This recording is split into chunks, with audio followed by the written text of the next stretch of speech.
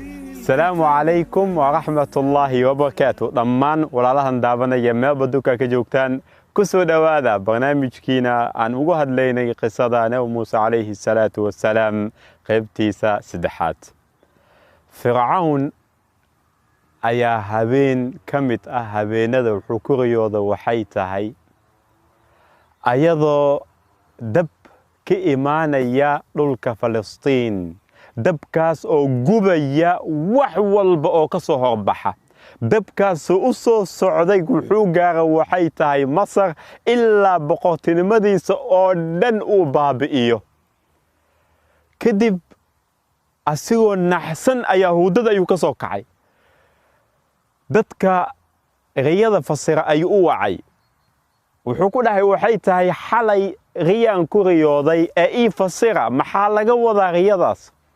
kadib ayaa waxay u sheegeen waxay tahay dhamaantooda ay isku raaceen riyadaas in laga wado in uu dhalan doono wiil cunug inuu dhalan doono cunugaasna uu sabab u noqon doono in boqortinimadiisa iyo awoodan hadda uu haysto oo dhan inay baaba'do wiilkaasna wuxuu ka dhashan doonaa waxay tahay reer bani Israa'iil kadib Fircawn aad buu u naxay wuxuu shir iskugu wacay waxay tahay dhammaan wasiiradiisa wuxuu ku dhahay waxay tahay cunug walba hadda kadib dhashta waa in la dilaa khalaas bas way isku dhamaatay yaani riyo arkayadaas oo boqortinimadiisa in la baabi'inayo asigana muxuu sameeyay wuxuu dhahay waxay tahay cunug walba qof walba dhalanaya hala dilo ajiib boqortinimada jacaylka yaani kursiga ilaa meeshaas ay qofka gaarsiin kartaa yaani sida aysan u baabi'in kursigayga qof walba hadintu waxba iga ma gala aniga kadib waxa dhacday waxay tahay in ciidamadiisa oo dhan magaalada ay galeen cunug walba oo dhashta in la dilo cunug walba xitaa yaani maamooyinka oo reer bani Israa'iil kamid oo la xitaa waa la qori jiray si loo ogaado yaani cunuga si dhashan doona kadib ayaa cabaar markay socotay ayaa wasiirada ayaa Fircawn u yimaadeen waxay ku dhaheen waxay tahay reer bani Israa'iil cunug walba oo dhashto waa la dilaya hadow qof noo shaqeeya ma lahan shaqaalaha dhan yaani shaqaale dhan ma helayno kadib go'aan kale uu soo saaray go'aankaas oo ah in sanadna يعني لديله سنتنا ليسك دافو يعني سنت كان ولا دليا سنت كسو سخدن ولا دافيا صوبتو سي يعني شقال او باهي رب اسرائيل ولا شقاليسين جيره شقاله اهاين dad ضعيفين ay ahaayeen عجيب halkaas markay marayso ayaa waxa dhacday waxay tahay arin aad iyo aad u cajiib ah arintaas oo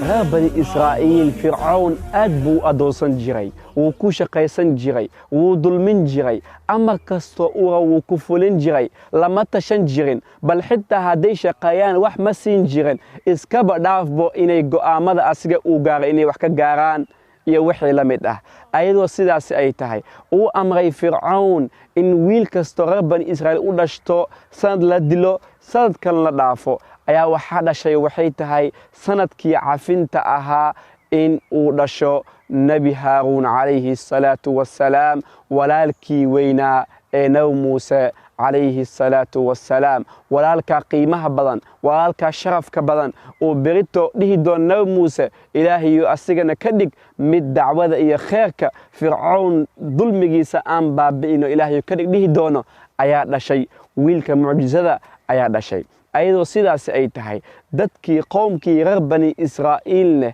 iyo Fircawn ciidamadiisa iyo dhamaantooda ay magaalada argagax ay ka muuqato ayaa waxa uu qaaday waxay tahay nabi Muuse alayhi salatu wassalaam hooyadiisa uu bay qaaday uu keeday way qarsan jirtay si aysan u arkin reer Fircawn waxay ahaan jireen bal dumarka uurka leh way u diiwaan gashneed way u qorneed si marka cunuga uu dhashto ay u dilaan walciyaadu billaah cunug wax uusan galabsanin riyo boqor uu arkay riyadaas inay rumoobayso inay beenoobayso uusan ogeyn bal xitaa haddii uu aaminay inay runta riyada dhacayso way badhacaysaa boqortimiis wal qaadan doona muxuu ilmaha ka falaya muxuu ilmaha ka doonaya muxuu ilmaha oleynaya waa dulmi waa xumaan waa shaydaannimo qofka xumaanta wadane waxa uu cad waxay tahay si uu u gaaro waxiisa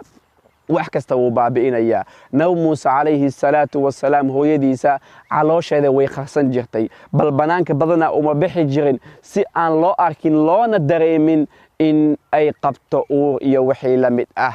fircoon wuxuu lahaa waxay tahay magaalada uu ku faafiyo dad jaasuus u ah oo isla markaa sheegaya naagta dhali rabto ama naagta uurka leh bal wuxuu adeegsan jiray waxay tahay dumarka wax dhalin jiray oo umulisada ah si ay ugu sheegaan gabadha xaamilada ay gabadha xaamilad aan ahayd fircoon dulmigiisa way baabaaday cadaabtan ugu xun ayuu ula dhaqmay reer bani israa'iil ayadoo sidaas ay tahayne waxa dhashay waxay tahay wiilka mucjizada wiilka bedeli doono wax kasto oo dulmi uu sameeyay fircoon waxa dhashtay waxay tahay wiilka asiga iyo walaalkiisa iskaashan doono isla markaana noqon doono dad iftiin iyo qorax wanaagsan u sida magaalada iyo boqortinimada reer bani israa'iil sida awgeeda su'aashu waxay tahay sidoo buu ku badbaaday muuse calayhi salaatu wasalaam sababtoo ah wuxuu dhashay waxay tahay sanadkii dilka fircoonna ciidamadiisa magaalada uu ku faafiyey bal dumar walba way la socdeen xaalad kastoo ay ku sugan tahay sidee buu cunugan ku dhashtay sidee buu cunugan ku badbaaday sidee baan loo ogaanin in ay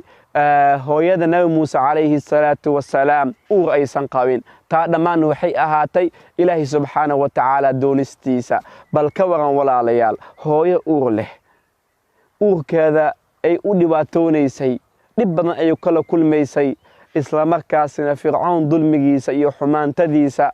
uu dulminaya reerka bani israa'iil iyo dadka magaalada la degnaa uu adoonsan jiray uu ku shaqaysan jiray in xitaa ilmahooda wax aanan galabsanin dili jiray soo xumaanta soo ma ahan soo wax dhibaato soo ma ahan dhibaatadaas ayuu ku samayn jiray reer bani israa'iil su'aasha waxay tahay nabi muuse calayhi salaatu wasalaam sidoo ku badbaaday badbaadadiisana yaa sabab u ahaa aan isla socon insha allahu tacaala